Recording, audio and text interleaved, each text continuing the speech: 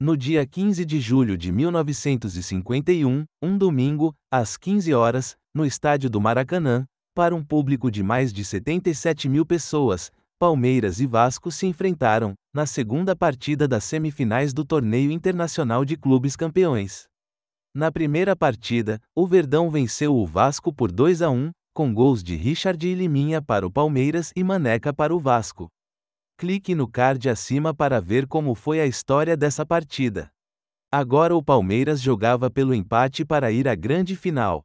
Já o Vasco precisava vencer por 2 gols de diferença. Uma vitória do Vasco por 1 gol de diferença levaria o confronto para a prorrogação, onde não haveria vantagem de nenhuma das partes. O vencedor do confronto iria enfrentar a Juventus de Turim da Itália, que no dia anterior havia eliminado o Áustria Viena com vitória por 3-1, depois de um empate por 3-3 no primeiro jogo. Após a vitória do Palmeiras no primeiro jogo, a confiança na classificação do Verdão para a final tinha voltado após breve período de crise, por isso milhares de torcedores do Verdão saíram de São Paulo para o Rio de Janeiro para assistir a partida. Por outro lado, a equipe carioca viveu um momento turbulento após a inesperada derrota.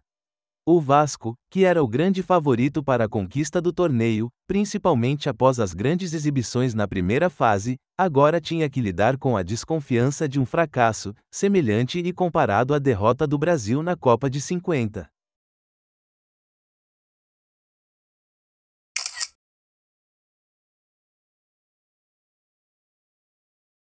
A imprensa internacional ainda considerava o Vasco como o favorito para chegar à final.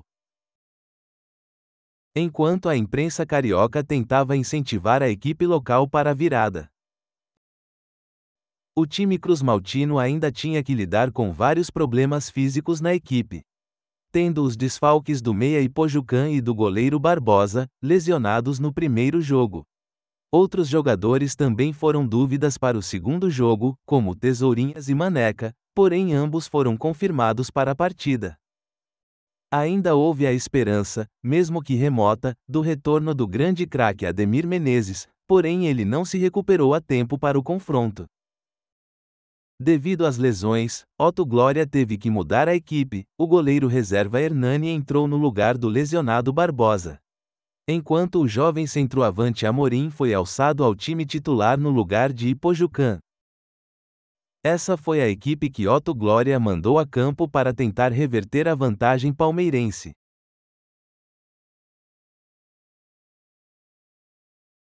Já o Palmeiras estava tranquilo e confiante. Porém a equipe teve 2 importantes desfalques para a segunda partida. Aquiles fraturou a tíbia na primeira partida e ainda estava hospitalizado. Só retornaria no ano de 1952. E Valdemar Fiume, com uma torção no tornozelo, não se recuperou a tempo para entrar em campo nesse importante confronto. Túlio, na linha média, e Ponce de Leon, na meia-direita, foram os substitutos, assim como na primeira partida. O time escalado por Cambon foi o mesmo que terminou a primeira partida do confronto.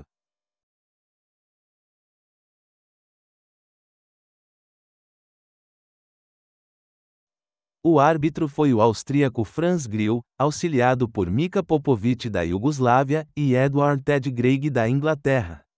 E tinham como missão fazer uma arbitragem melhor que no primeiro jogo, muito criticada devido, principalmente, a uma expulsão anulada de Maneca do Vasco. No início da partida, o Palmeiras manteve a mesma estratégia do primeiro jogo, com uma forte defesa e apostando nos contra-ataques. Porém nessa partida o Vasco teve uma atuação muito melhor que no primeiro jogo e pressionou o Palmeiras durante todo o primeiro tempo. Foram 25 chutes a gol, sendo que 17 deles acertaram o gol, mas encontraram o goleiro Fábio em tarde muito inspirada. Foram ainda 8 escanteios e uma grande pressão do Vasco no primeiro tempo.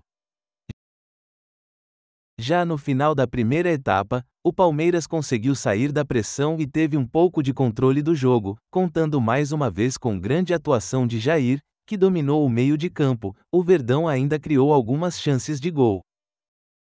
Mas Fábio foi o grande responsável pelo 0-0 ao final do primeiro tempo. Para o segundo tempo, Cambon trocou Richard, lesionado, por Lima. Com isso, Liminha voltou para o comando de ataque. No Vasco, Otto Glória tirou o jovem ponta-esquerda Dejair, tido como o melhor vascaíno na partida, para a entrada do experiente Chico, titular da seleção brasileira na Copa de 50, mas que havia perdido a posição durante o Campeonato Carioca. Com as mudanças, o Palmeiras melhorou muito e dominou praticamente todo o segundo tempo. Agora Jair tinha companhia de Lima para cadenciar o meio de campo. O garoto de ouro entrou na ponta direita, porém recuou para o meio de campo, sendo um ótimo complemento para Jair. A dupla ditou o ritmo do jogo e comandaram o time. Foram apenas 9 chutes a gol do Vasco no segundo tempo, contra 10 do Palmeiras. Mas foi o Vasco que chegou ao gol. Aos 27 minutos, Chico aproveitou o passe de Friaça e mandou a bola para as redes. Porém, o gol acabou anulado por um duvidoso e discutido impedimento. Certamente a maior polêmica do confronto. Após o gol anulado, o Vasco não conseguiu ser mais perigoso. Devido à forte marcação do Palmeiras e das grandes atuações de Juvenal, Luiz Villa e Túlio. Além das más atuações de Amorim e do grande ponta-direita Tesourinhas, anulado por Dema nessa partida. O Palmeiras foi seguro e levou o empate até o final da partida, garantindo assim a participação na grande final do campeonato. O time saiu do buraco após a goleada sofrida para a Juventus no Pacaembu.